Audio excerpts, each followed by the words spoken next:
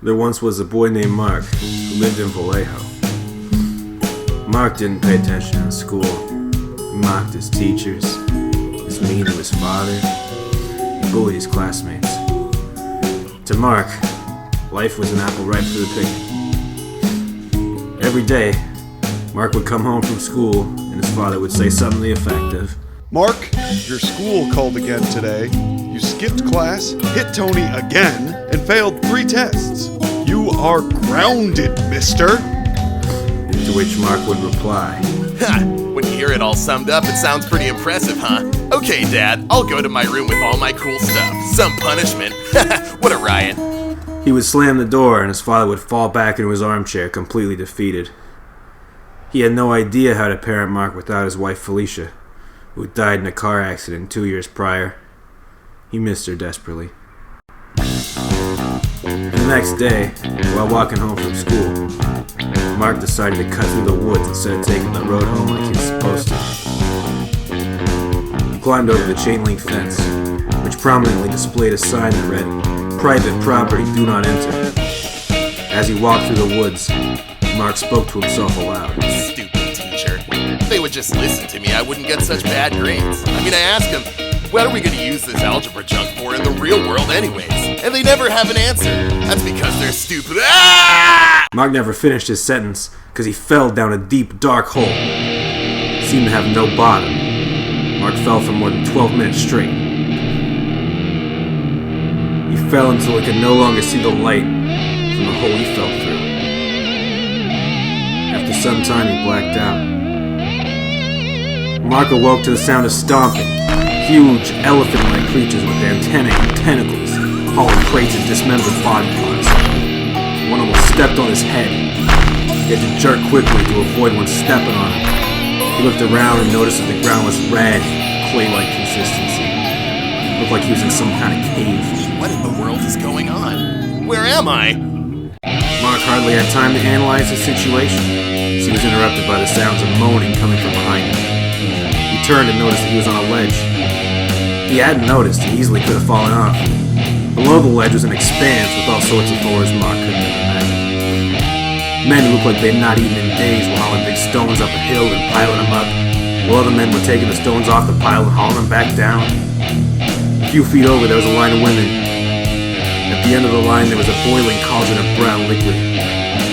A green creature with 20 hands sticking out of it in every direction of its body would say, "Plunge!" The women would jam hands in the boiling liquid and scream. After about a minute, the women would remove their hands, head to the back of the line, and the creature would say, "Next!" Gotta get out of here. Mark turned and began to run down a passageway in the cave. He had no idea where he was going, but simply knew he needed to get out of there. After running for some time, a hideous sound stopped Mark dead in his tracks. He had no idea what to do besides cover his ears and hide behind a rock. When the sound stopped, Mark peeked from behind the rock and saw something even more bizarre. A man with a long white beard was adorned in what could only be described as a wizard's robe shouted, "You'll have to try harder than that, foul beast!" Mark then saw what the wizard was addressing, and his mouth hung open in terror. Floating about 10 feet in the air near the ceiling of the cave was what looked like a wheel with numerous eyes. It squinted, and all of a sudden a laser beam shot from one of its many eyes. When this happened, that same awful sound hit Mark like a brick. He covered his ears. The wizard shouted, and a blue orb shielded him from the laser beam. The wizard strained and looked like he could not keep it up for long. Finally, the beam stopped. The wizard caught his breath for a moment and then shouted, "And now it is my turn!" The wizard pointed his hand, and a purple beam of light shot out from his fingertip. The wheel monster flew around, dodging the wizard's beam easily. After shooting for some time, the wizard collapsed to the ground. Oh no. Mark whispered to himself. The eye creature spun around with glee and shot a beam straight at the wizard. Mark had to cover his ears again and duck behind the rock. He couldn't bear to watch. When the sound stopped, Mark peeked out from behind the rock and saw a smoking pile of bones where the wizard had been. Mark felt like he was going to cry. Then he looked over at the wheel-eye creature and noticed that this was looking right at him. It squinted in his eye and started to glow. Mark began to run just as the beam incinerated the rock he'd been hiding behind. Mark ran and ran and ran. He didn't even know where he was going. The sound from the creature shooting its laser was deafening. Mark had no idea what to do besides. He just kept running. He came to a big wall and had nowhere left to run. He turned around and saw the eye creature. It had floated down from the ceiling and was hovering on Mark's level. Mark had no idea what eye to look at as it backed him up against the wall. The creature's eyes started glowing and Mark closed his eyes. He was so terrified that he couldn't even think. He heard that wretched sound and knew it would be all over him. Suddenly, Mark woke up. He was lying in the forest. He must have fallen asleep while walking home. He was so overjoyed to be away from that cave that he kissed one of the trees. Then he took off running. He didn't stop until he reached the lawn of his home. I'm home! I'm home!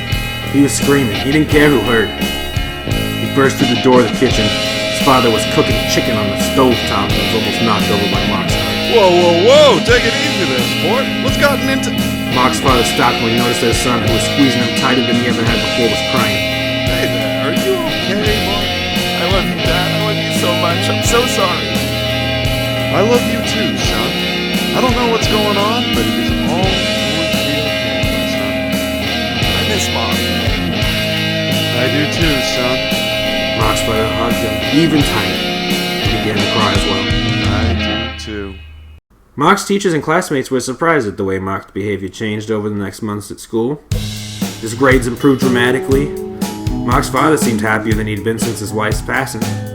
It wasn't a perfect life, but it was a good one. Mark's father wondered for the rest of his life what had spurred the sudden change, but Mark would never share.